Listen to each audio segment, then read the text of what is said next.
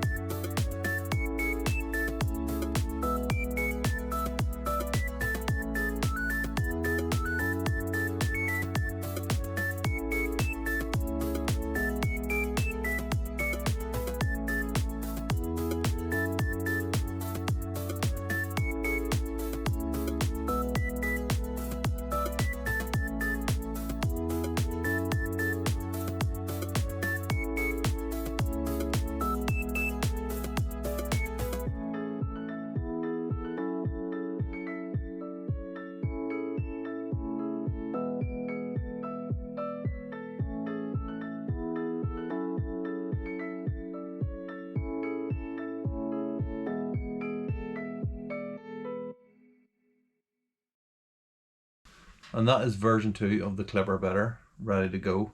It's not clear, it's a little bit hazy on it, which is not a surprise. The first version of this was gelatin, I believe, which made it really clear.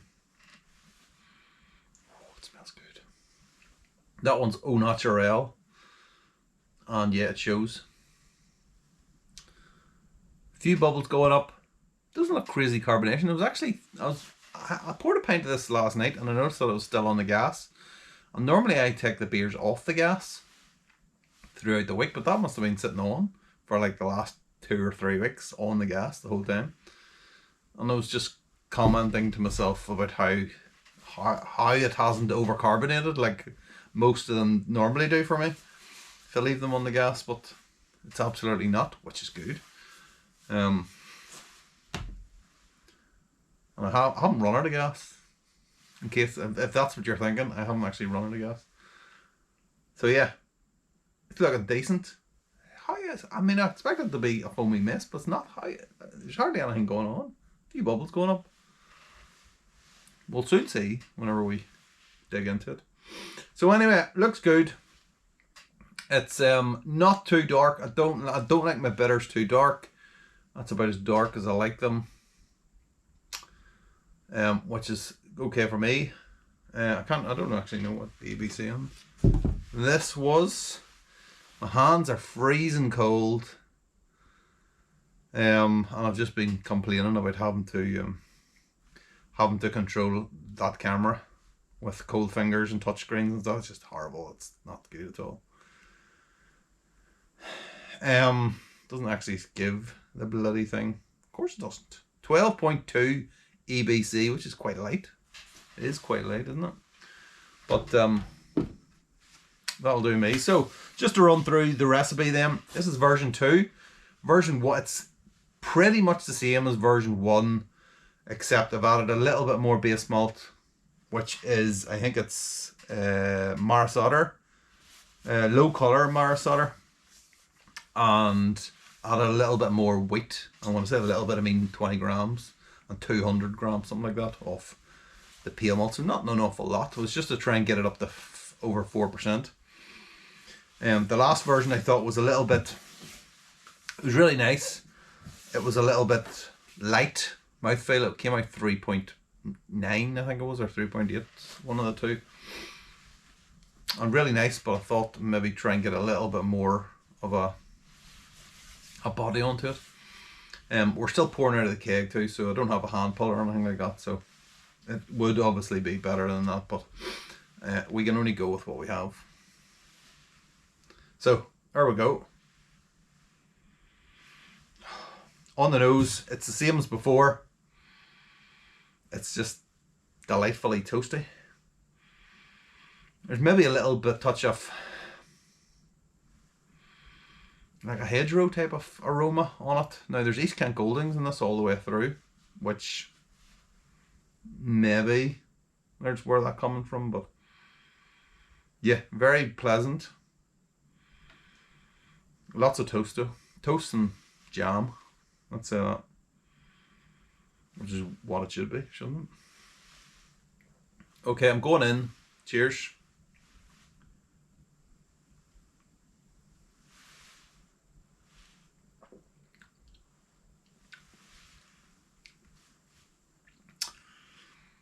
Oh, it's nice. That is nice. Second time I've done this recipe, it will not be the last time.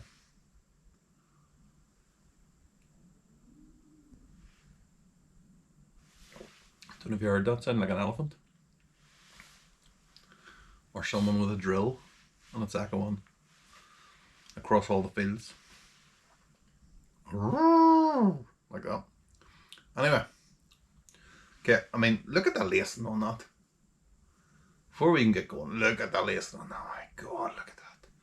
So that's the Clipper yeast. Clipper bitter. Clipper New England yeast. Okay, that's what it's called, isn't it? Cross my loaf.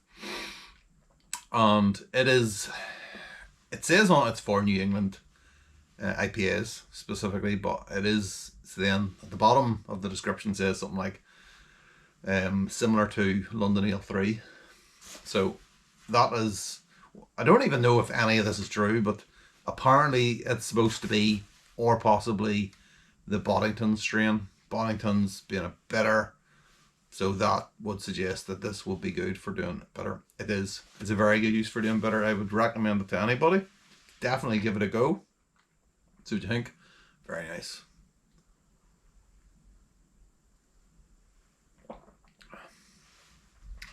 Just in terms of the yeast, it gives it, now I know it's low, it's actually low carbonation, so it seems, even though it's been on the gas for like weeks on end. It's a really kind of smooth mouthfeel on it. The body is slightly bigger as well, I think. So in terms of that, it's a success.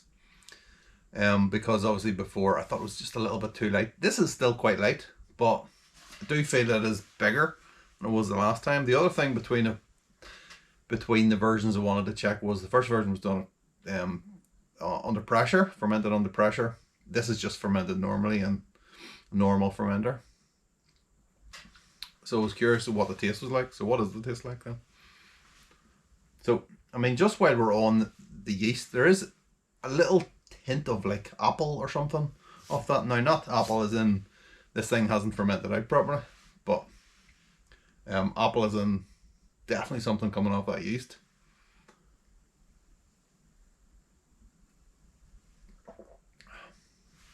But the main flavour on that is definitely that biscuit flavour off that amber malt. Cookie dough, oh, it's just lovely, man. It's just really like that. And at the risk of repeating myself, which I know I am, I had a problem with the first time I used amber malt, and I don't know whether I overdosed or what I did. I don't know what I did. Didn't really like it. The same bag was left in the box over there for 2 years. 2 years, I think it's well out of date now. Went back to use it on that. Brilliant, I love it. I love amber malt now. So what's all that about? It is this beautiful biscuit cookie dough type of taste in my mouth, which is what I really like. Along a little touch of that apple, as I say. Presumably off the yeast. And then as far as the hops go, I think there's more aroma off the hops than the flavour. There is definitely the flavour of something in there, but front and centre is definitely the biscuit. It's the star of the show.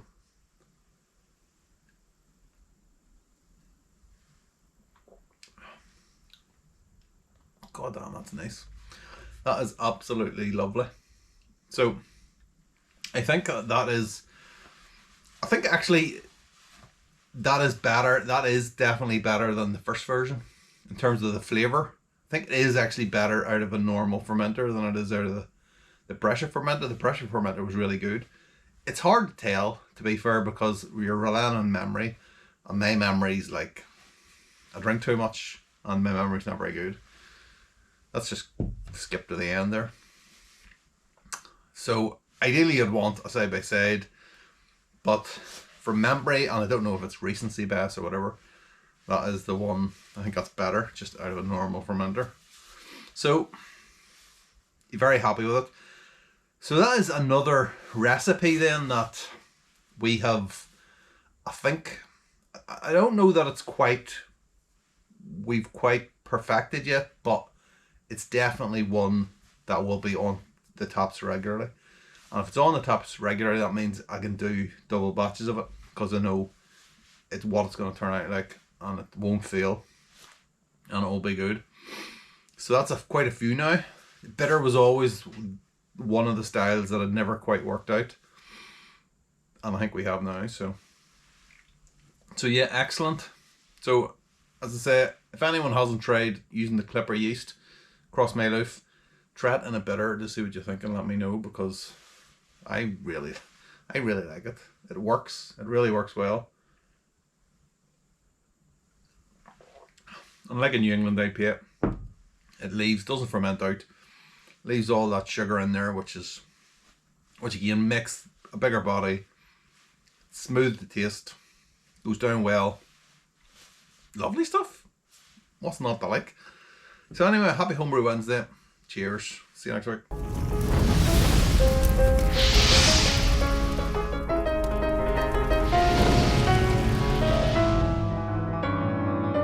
I say that was jolly good fun, wasn't it, chaps? I especially liked the bit where he looked at his mobile phone to see the ABC but couldn't find it. Oh, marvellous. Huzzah to you!